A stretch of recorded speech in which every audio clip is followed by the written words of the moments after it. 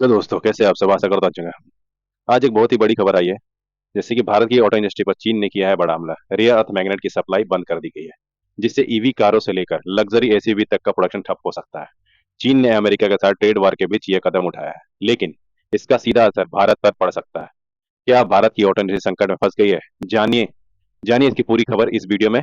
और वीडियो को अंत तक देखिए, ठीक है? इसके बारे में पूरे डिटेल में बताऊंगा कि कौन कौन सी कंपनियां और कौन कौन से ऑटो सेक्टर में इसका असर पड़ सकता है, और कौन कौन सी ऑटो सेक्टर कंपनियां जैसे होंडा हो गया, महिंद्रा हो गया, टाटा हो गया, जो भी कंपनियां ईवीज बनाती है, हुंडई हो गया, इन सब के ऊपर असर इसका होने वाला, सुजुकी, मारुति सुजुकी, सबके ऊपर असर पड़ने वाला है।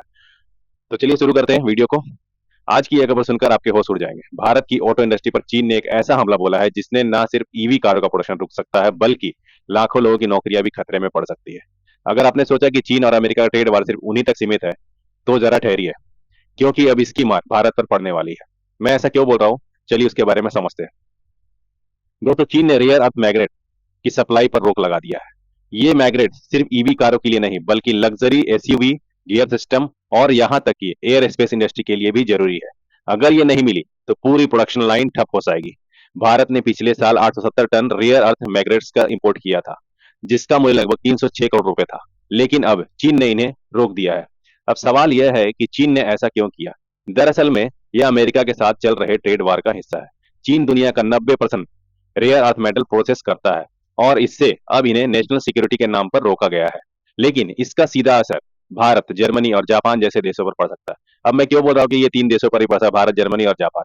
भारत में ईवी का भी डिमांड बढ़ रहा है, जर्मनी भी ईवी के ऊपर बहुत सारा निर्भर हो गया, और जापान भी ईवी, बहुत सारे ईवी व्हीकल बनाना स्टार्ट कर दिया, और उसका प्रोडक्शन बहुत अच्छा चल रहा है। इसके कारण ये तीन जो देश है ईवी के ऊपर ज्यादा निर्भर हो रहे हैं, जिसके कारण जितनी भी कंपनियां हैं जो भारत, जर्मनी और जापान में जो ईवी मतलब इलेक्ट्रिक व्हीकल जो बनाती है, उसका ज्यादा प्रोडक्शन कर रही है, उनको ये सीधा असर पड़ सकता है। जैसे भारत में हमारा महिंद्रा हो गया, हुंडई हो गया, मारुति सुजुकी हो गया, टाटा हो गया, ये सब कंपनियों को ज्यादा असर पड़ सकता है, क्योंकि ये ईवी व्हीकल बनाना, इनका प्रोडक्शन अच्छा खासा प्रोडक्शन चल रहा है, और इनकी मार्केट में बिक्री भी अच्छी खासी है, जिसके कारण हो सकता है कि ये कंपनियों को आज नहीं तो कल, कल के स्टॉक में ये गिर सकते हैं। ये कुछ स्टॉक जो है वो गिर सकते हैं, जैसे महिंद्रा एंड महिंद्रा हो गया, गिर सकता है, टाटा के शेयर गिर सकता है, टाटा मोटर गिर सकता है, ठीक है, हुंडई गिर सकता है। ये सब चीज गिरने के चांसेस बढ़ सकते हैं, और इनके स्टॉक में आप अगर निवेशित किए हैं तो आप इसे थोड़ा सा संभल के स्टॉप लॉस को तैयार रखिए, जिससे कि आपको लॉस होने के चांसेस कम हो।